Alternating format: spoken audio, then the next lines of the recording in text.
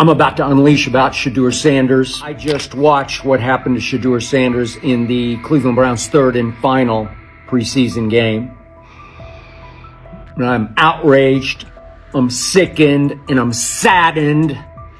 By the way, Shedeur continues to be treated in the National Football League now by those sorry-ass Browns and sorry-ass Kevin Stefanski. The Cleveland Browns are once again mishandling a promising quarterback. Skip Bayless criticized the organization for failing to develop Shedeur Sanders and for misusing his skill set. He argued that the team's decisions are undermining Sanders' progress and turning a major investment into a cautionary example. Bayless pointed to inconsistent usage, questionable play calling, and a lack of clear direction as key issues limiting Sanders. He said the Browns need a defined development plan and stronger support if they expect Sanders to succeed. Skip Bayless delivered a direct, critical assessment this week. After seeing Shedeur Sanders in a Browns uniform, he argued that Cleveland is mishandling the quarterback and undermining his development. Bayless said the team's approach shows poor planning and inadequate support around Sanders. He dismissed excuses about strategy and emphasized the need for better coaching,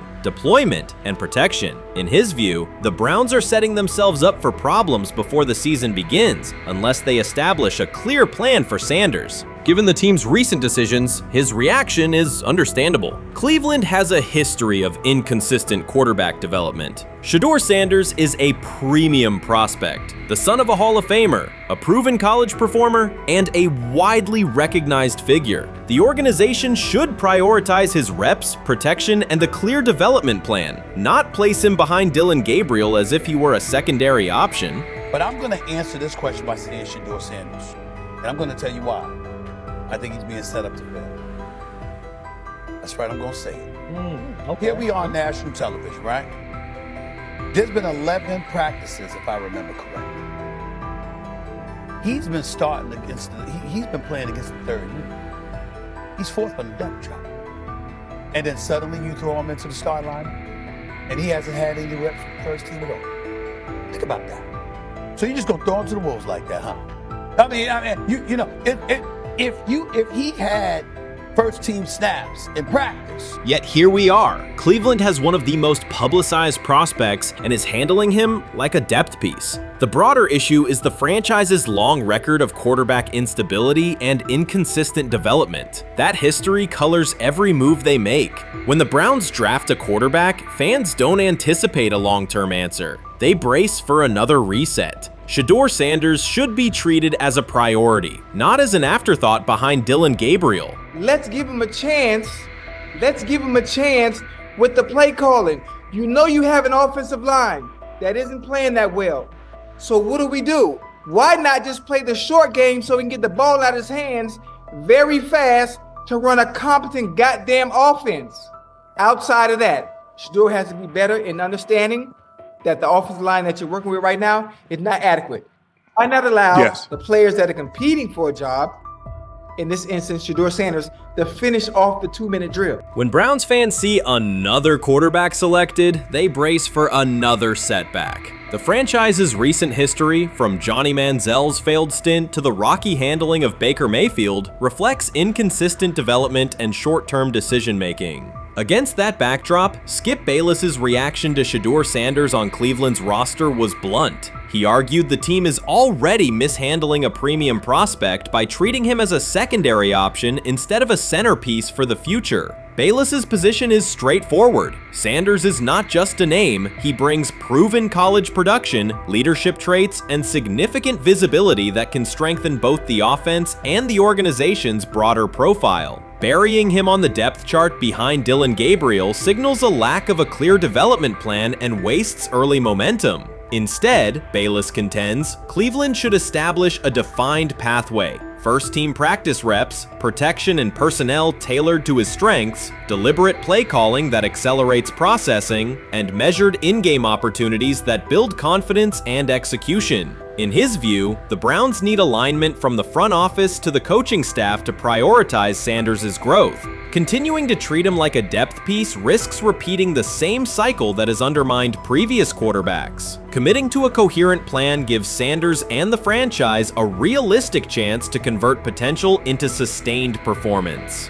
The 2025 NFL Draft was expected to be Shedeur Sanders' moment. Many projected him as a top 10 talent and a headline quarterback in one of the most discussed college football storylines in years. Instead of walking across the stage on the first night, he waited through 3 days without a call. There was no celebration, only silence. When the phone finally rang at pick no. 144 in the 5th round, it was the Cleveland Browns. With that selection, the financial outlook changed dramatically. The Sanders family believes this was not a typical draft slide, but the result of coordinated action. They are pursuing a $100 million lawsuit alleging collusion across parts of the league. In the months before the draft, Sanders was consistently discussed among the top quarterbacks in the class. Television and digital analysts praised his poise, accuracy, leadership, and command. Scouts highlighted a 74.1% completion rate, record-setting stretches at Colorado, and his rise from an HBCU star to a national figure. Consensus expectations placed him in the first round or early second. Draft night unfolded differently. As picks accumulated, there was little indication that his name would be called. The atmosphere at his private gathering shifted from anticipation to doubt. When the Browns selected him late on day 3, projections for his first contract dropped from an estimated range in the mid-$30 million to approximately $4.6 million, with corresponding reductions in likely endorsements and long-term positioning. According to Deion Sanders and others close to the family, this was not about performance, injury, or conduct. They argue it was coordinated. Attorneys were contacted immediately. The allegation is straightforward. Sanders' value was suppressed intentionally. The family's position is that this was a calculated decision within parts of the league, not an isolated set of evaluations. The legal claims focus on communications that, if authenticated, could be significant. Internal emails, text messages, and owner-to-owner conversations. The family's representatives contend that these materials show a deliberate effort to avoid drafting Sanders in early rounds based on perceived image concerns rather than football merit. One message reportedly under review framed the decision in branding terms. Drafting Shedeur would mean inheriting the prime brand. The complaint asserts that this view led some teams to discourage others from selecting him unless necessary, not for film-based reasons, but to avoid perceived attention and external pressure tied to his family's profile. A related thread involves speculation about team fit and willingness to play for certain franchises. Past public comments by Deion Sanders were interpreted by some as signals of an Eli Manning scenario. The family's view is that these were strategic statements, not ultimatums. They argue that rather than engage in discussion, teams chose a passive approach, no direct rebuttal, reduced contact, and a collective reluctance to invest a premium pick.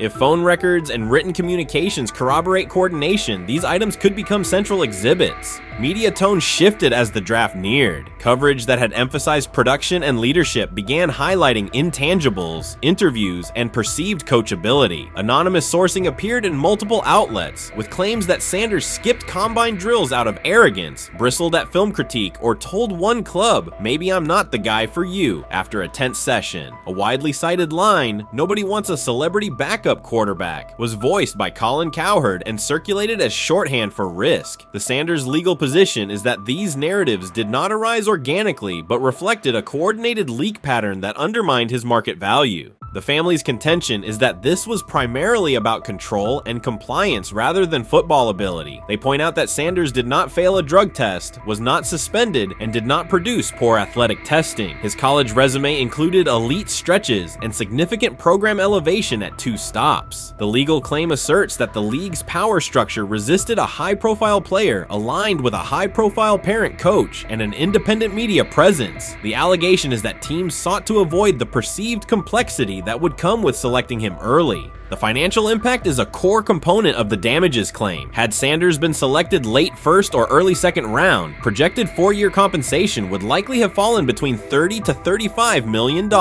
with immediate access to higher tier endorsement opportunities and the brand leverage that accompanies a franchise quarterback designation. As a 5th round pick, the initial contract value is a fraction of that total, and associated off-field opportunities are typically narrower. The suit reportedly seeks not only lost salary, but also the broader economic economic value linked to draft position, sponsorships, licensing, and the visibility that accelerates an early career trajectory. The filing's scope, as described by sources close to the family, extends beyond the league office. It may involve media outlets, scouting firms, and specific executives if discovery shows coordination or materially false statements that affected value. The argument is that the draft slide harmed not only Shedeur, but also the broader Sanders brand, affecting perceptions of Deion Sanders as a recruiter, coach, and public figure. The family's view is that narrative construction around brand risk and celebrity backup produced a measurable economic and reputational loss. If a court authorizes discovery, the process would likely compel emails, internal draft notes, and message archives from teams and third-party intermediaries. Subpoenas could be served on media organizations for sourcing records related to anonymous quotes. That level of transparency would be unusual and could reveal how information flows during pre-draft periods. The legal theory moves beyond a single player's evaluation to the draft's integrity, whether owners or executives acted in concert to reduce a prospect's value for reasons unrelated to football performance.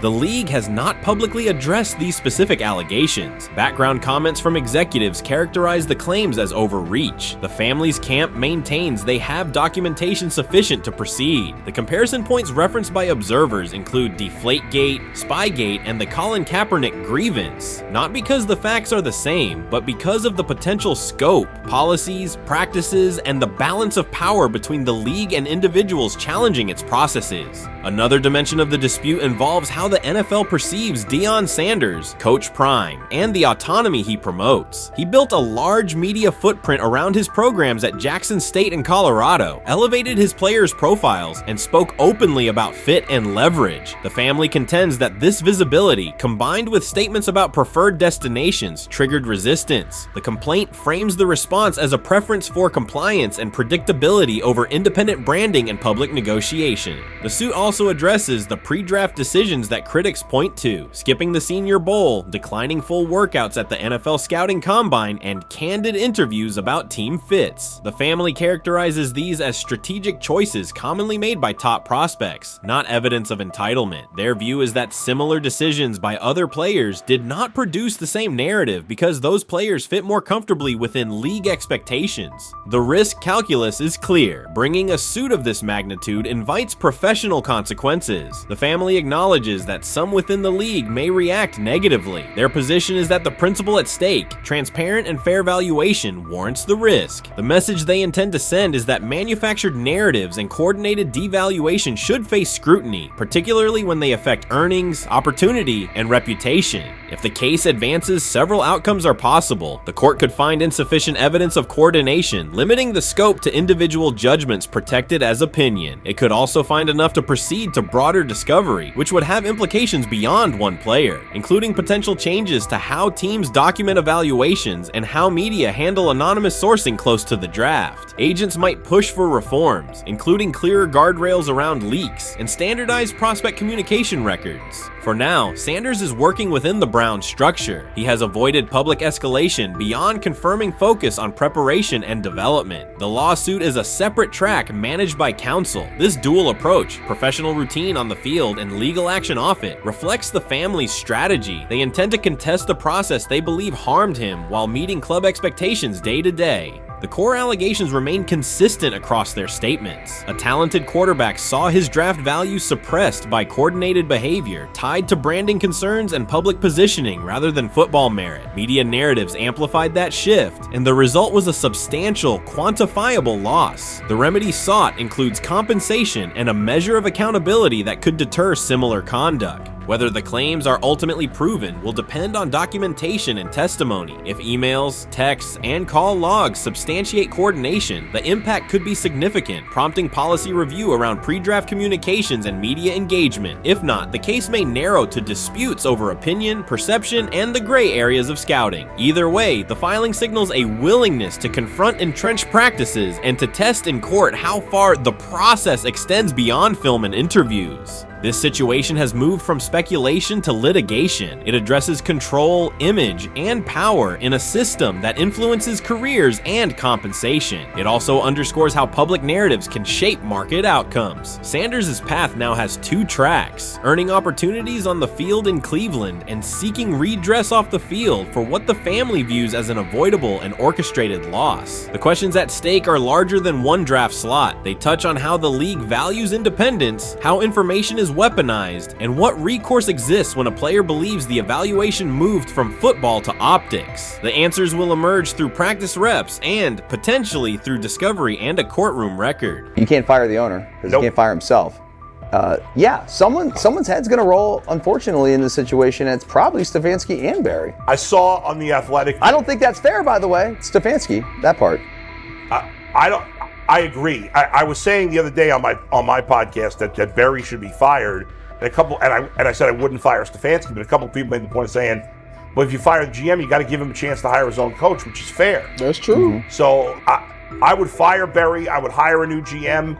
If that GM thinks Kevin Stefanski's a good coach, wants to stick with him. Right. The situation in Cleveland has escalated with the NFL. Sources indicate GM Andrew Barry is prepared to move on from head coach Kevin Stefanski if he refuses to elevate Shedeur Sanders. The Browns are weighing a major quarterback change. Leadership appears to be aligning behind Sanders and pushing for immediate action. This is a high-stakes decision about control and the team's direction. I think it's unfair for me to comment in I guess, maybe on behalf of the industry. All I can say is this, the time that we spent with Shedeur, and what he's done throughout his college career is impressive. He's an impressive young man.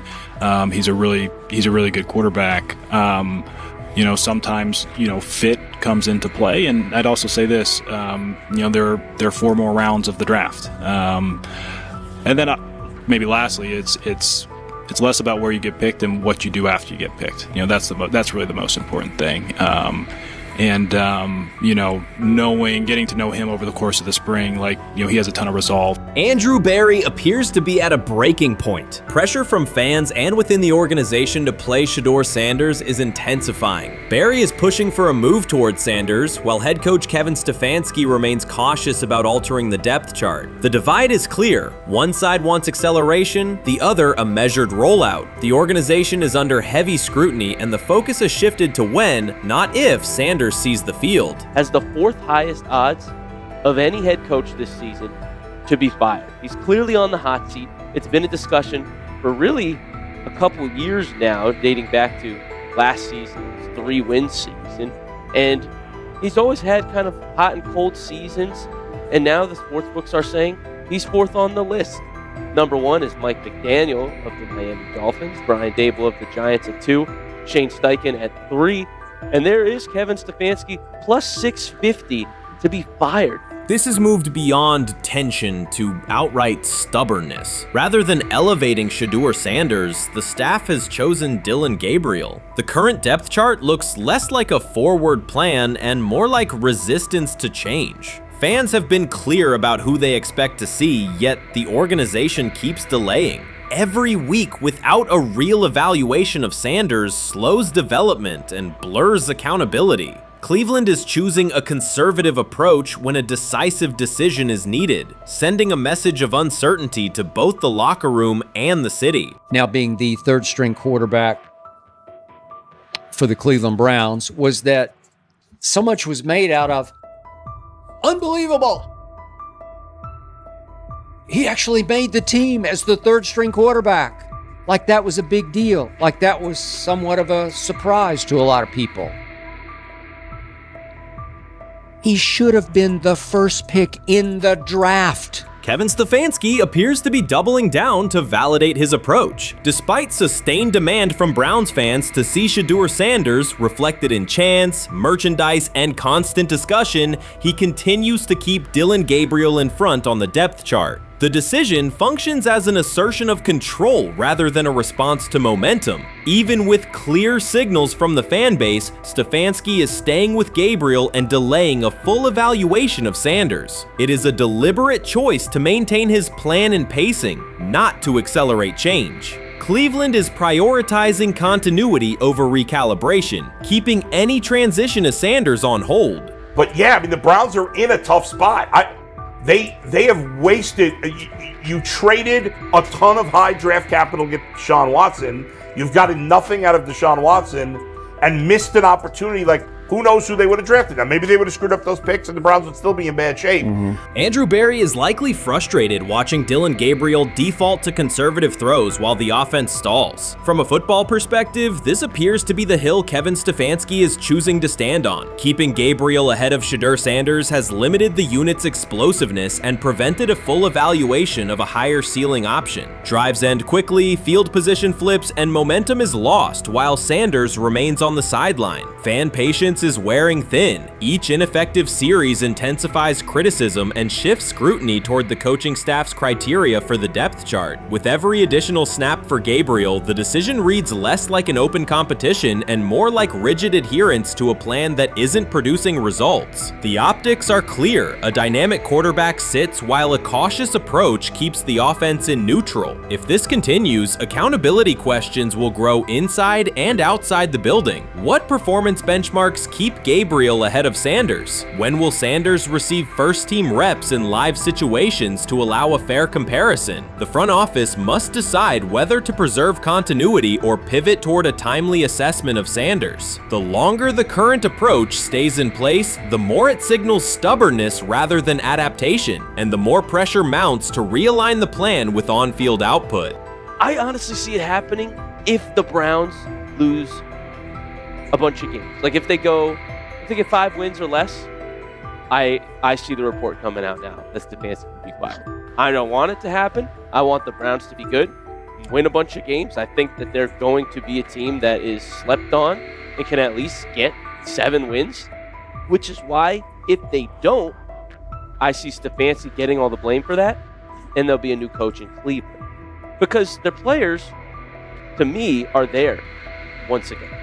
We've talked about the incredible rookie class. The approach in Cleveland lacks consistency. One week, Andrew Berry signals he wants Shedeur Sanders on the field. The next, Dillon Gabriel gets the reps and the plan stays conservative. Through it all, Kevin Stefanski shows limited urgency despite pressure on his job security. Fans are asking for an offense that can push the ball, change field position, and produce points. Instead, the unit leans on short throws and cautious sequencing. Gabriel's play keeps the ceiling low and momentum static, while a full evaluation of Sanders is postponed. The result is growing frustration and a clear disconnect between the front office, coaching staff, and expectations in the stadium. The NFL tried to teach him and his father a lesson. You don't act like that. You don't talk like that before a draft. We'll show you how our game is played. We will watch you plummet all the way. I think he would have gone undrafted except for that owner in Cleveland. And he is the key to everything because he is something of an against the grain maverick owner. He's kind of a wannabe Jerry. Fan speculation is growing. Some believe Kevin Stefanski lacks confidence in Shedeur Sanders. Others think he's prioritizing Dillon Gabriel for reasons unrelated to performance. A more extreme view claims Stefanski is manipulating outcomes to secure a buyout. Whatever the motive, the risk is clear. This approach is straining his relationship with GM Andrew Berry and alienating the fan base. Pressure is rising, Berry's patience is running out, and supporters have shifted from requests to demands. If the current plan continues, calls for a change in quarterback and accountability will intensify. What do you think is happening in Browns camp? What do you think is going to happen there before I let you go, Lewis? You know, I think it really does. It really does all depend on how Kevin is able to, as it relates to Shedeur, work him in enough. Well, one, Shedeur has to earn the right for Kevin and the staff to have discussions about, hey, we got to get him more reps with the 1s and 2s. We got to get him more reps with the 1s and 2s when we're going team period, not just walk through or not just 7-on-7 team. Louis Riddick reacted sharply on air after viewing practice footage from the Cleveland Browns. The clip showed quarterback Shedeur Sanders executing a string of precise throws while the Browns head coach watched With a broad smile, Riddick questioned whether the session was focused on evaluation or celebration, arguing that visible enthusiasm from the staff could cloud objective assessment of a rookie's progress. Earlier in the segment, Riddick's tone had been measured once the Sanders highlights appeared. He criticized the perception that a routine practice was being treated like a marquee event. He stressed that coaching reactions should remain subdued until performance translates into game situations. Riddick concluded by calling for accountability and asking the Browns to clarify how they plan to manage expectations for Shedeur Sanders as training camp continues. Couldn't imagine me myself saying, hey, you know what? As someone who has been at the very bottom to try and ascend to like some level of success, I could never imagine going, you know what would be really cool? I'm gonna play a joke on someone like this and make pretend that I'm a GM and I'm drafting you when actually I'm not, and then I'm gonna hang up and just giggle about it. Man, what the hell are we doing? Seriously, what are we doing when we think that that kind of crap is funny? I don't know. Trying to get likes on TikTok. I don't have the right words for it. Right, Lewis, I'm gonna say this. I don't have the right words for it. Few situations unsettle a former front office executive faster than watching coaches celebrate a rookie quarterback before pads come on in August. In Louis Riddick's view, the Browns staff did more than acknowledge promise. They acted as though they had already secured their franchise leader. Throughout the session, Shedeur Sanders delivered 40-yard throws off his back foot, ran crisp 2-minute drills, and displayed steadiness rare for a first-year player. According to reports, each successful rep drew audible admiration from the sideline, highlighting how quickly enthusiasm has escalated. When Riddick reviewed the same practice tape and heard the glowing comments, he challenged the reaction on live television. He argued that a few controlled drills should not override the methodical scouting and development work that normally guides roster decisions. Riddick's criticism focused less on Sanders' talent than on the evaluation process. He warned that comparing a prospect to established stars or joking about renaming the stadium creates pressure before the player has taken an NFL hit, faced a disguised coverage, or logged a preseason snap. Praising potential is acceptable, he said, but anointing a savior in July risks repeating the organization's history of premature quarterback expectations. Sanders brings confidence shaped by his father's legacy and his own disciplined preparation, yet Riddick insists that progress must be confirmed over time. He urged the Browns to temper public excitement, follow a structured development plan, and reserve celebratory reactions for on-field results that matter. Regular season production under live pressure, not highlight clips from a midsummer workout. He has to earn that. Kevin has to figure out a way to do that. So then you can reasonably assess what you have in him compared to Dylan Gabriel, compared to Kenny, compared to Joe Flacco. If you don't, then the conversation surrounding him is going to continue to be what it's been, which is, but for some people, he was overhyped all along. He's not that great of an athlete, doesn't have a big enough arm. There's a reason why he was a 5th-round pick, blah, blah, blah, which I don't believe.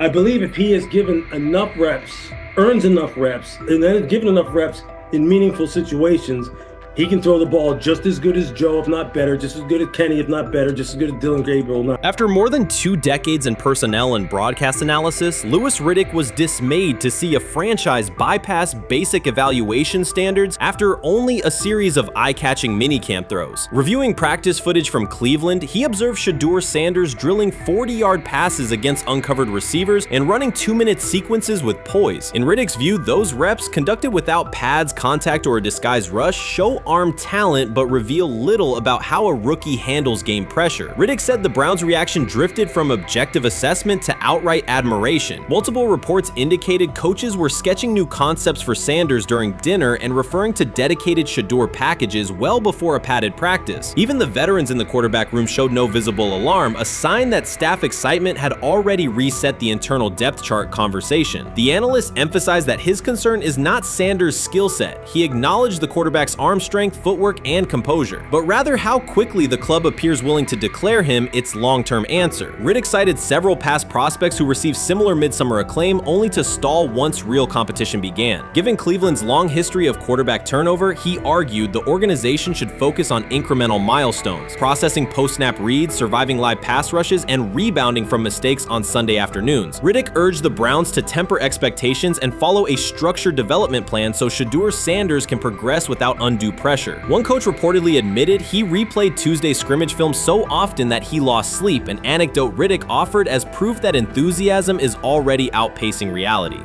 All asking now is what is going on with Shedeur Sanders, and so the floor is yours. Maybe you can make sense of this free fall with what was at one point the top-rated quarterback in this draft class. Yeah, Shay, I think at this point in time, this really isn't a football discussion any longer. This is a personal discussion. This is about it's a fit discussion. It's whether or not teams are just comfortable with everything that comes along with Shedeur in terms of who he is as a person, all the people that are surrounding him in terms of his inner circle, and whether or not teams deem that to be something that they're comfortable with. Right or wrong, that's the only conclusion you can really come to at this point. Louis Riddick voiced an escalating concern during the segment. Having witnessed numerous quarterback setbacks in his career, he worries another may be forming. Not because Shedeur Sanders lacks talent, but because the praise around him is growing without restraint. Sanders has simply attended practice, delivered accurate passes, led the huddle, and shown the composure expected of an NFL player. Riddick fears the Browns' reaction, treating routine drills as proof of long-term success, risks setting premature expectations. He cautioned that the organization seems ready to celebrate a franchise savior before Sanders has taken a competitive snap, noting that such early adulation has derailed promising prospects in the past and could impede Sanders' measured development. Urban Meyer's roster history underscores the absurdity. Meyer coached Aaron Hernandez, whose off-field crimes are well documented, along with other players entangled in assaults, academic misconduct, and more. Yet Feinbaum singled out Newton, a national champion, Heisman Trophy winner, and NFL MVP, as the worst. This selective condemnation is not new. When Deion Sanders recently suggested implementing an NIL salary cap to restore competitive balance, Feinbaum dismissed the proposal and called Sanders a hypocrite rather than engage with the substance. The pattern repeats. Feinbaum routinely targets Cam Newton, Deion Sanders, Jameis Winston, Lamar Jackson, outspoken black athletes and coaches, while extending grace to figures such as Nick Saban, Kirby Smart, Dabo Swinney, or Tim Tebow under similar circumstances. Newton is no longer content to remain silent while others distort his story. In response, he laid out an accurate chronology, highlighting facts the commentary networks rarely repeat. One long-standing myth is that Newton was expelled from the University of Florida. He was not. Tim Tebow held the starting job unchallenged, and Meyer had no intention of displacing his star. Like thousands of athletes each year, Newton transferred to find a place where he could play. The move was strategic, not disciplinary. He is with 3-2-2-5-3-17 to transfer to and Moorbeck. Meyer was. Critics habitually resurrect the 2008 laptop incident to tarnish Newton's entire career. Newton has acknowledged the mistake, but its relevance is overstated. The incident did not prompt his transfer, nor did it derail his trajectory. After leaving Florida, Newton enrolled at Blinn College, a Texas JUCO powerhouse, and led the Buccaneers to a national championship while posting dominant statistics. That performance earned him the opportunity to transfer to Auburn. At Auburn, Newton produced one of the most extraordinary single seasons in collegiate history. More than 4,000 yards of total offense, 50 combined touchdowns, an SEC title, a national championship, and the Heisman Trophy. Achievement compressed into a single year under intense scrutiny. Even that landmark season is recast by Feinbaum as a cautionary tale. He claims Newton ignored head coach Gene Chizik by diving for a goal line touchdown when told to kneel, jeopardizing the game. In reality, Newton explained that the decision was a collective adjustment made in the huddle after reading the defense. While Auburn still held timeouts, the Tigers maintained control and secured the championship. Portraying that moment as reckless serves to recast Newton's success as selfishness rather than leadership. Feinbaum's approach to Sanders reflects the same dynamic. When Sanders urged a structured NIL ceiling to protect athletes and stabilize rosters, Feinbaum immediately labeled him hypocritical. Yet when Saban or Swinney voice identical concerns, Feinbaum frames them as thoughtful guardians of the sport. The inconsistency reveals that the determining factor is not the argument but the identity of the speaker. Unapologetic black leaders who control their narratives, challenge entrenched hierarchies, and Feinbaum's commentary often functions as a check on that influence. Newton countered Feinbaum's latest attack with a concise statement. "You're lying, Paul. Please stop." Behind those words lay a broader indictment of the media machinery that weaponizes half-truths. By calling Newton the worst player Meyer coached, Feinbaum was seeding doubt among fans, front office evaluators, and future historians. Newton, now an established media presence and entrepreneur, no longer depends on traditional outlets to correct the record. He reminded audiences of three essential truths. He departed Florida on his own terms, he led Auburn stubborn with support from coaches and teammates, and he captured every major accolade available in college and professional football without conforming to prescribed expectations. An unspoken rule lingers in American sports discourse. Black athletes may excel, but must do so quietly, gratefully, and without highlighting systemic inequities. Newton broke that expectation early by celebrating with unreserved joy, answering questions candidly, and refusing to minimize his personality. For some commentators, that confidence is reinterpreted as arrogance. Feinbaum's repeated attempts to undermine Newton follow a familiar script of policing behavior rather than analyzing performance. Yet, legacy rests not in a pundit soundbite, but in tangible achievements and public memory. Newton's resume, Heisman winner, national champion, NFL MVP, speaks for itself. Millions of fans witnessed his impact on Saturdays and Sundays. Countless young quarterbacks saw someone who looked like them redefine the position's possibilities. The same is true for Sanders, whose player-first coaching philosophy and media savvy continue to influence college football's direction. Feinbaum's commentary cannot erase these realities. Newton, Sanders, Winston, Jackson, and others have already secured their places in football history. By publicly confronting misinformation, Newton set a precedent for athletes who now possess the platforms and technology to present their stories unfiltered. The microphone no longer belongs exclusively to legacy broadcasters. Newton holds it now, and he intends to keep it. A decisive shift that reduces the gatekeeper's influence and ensures that accomplishments are judged on merit rather than narrative manipulation.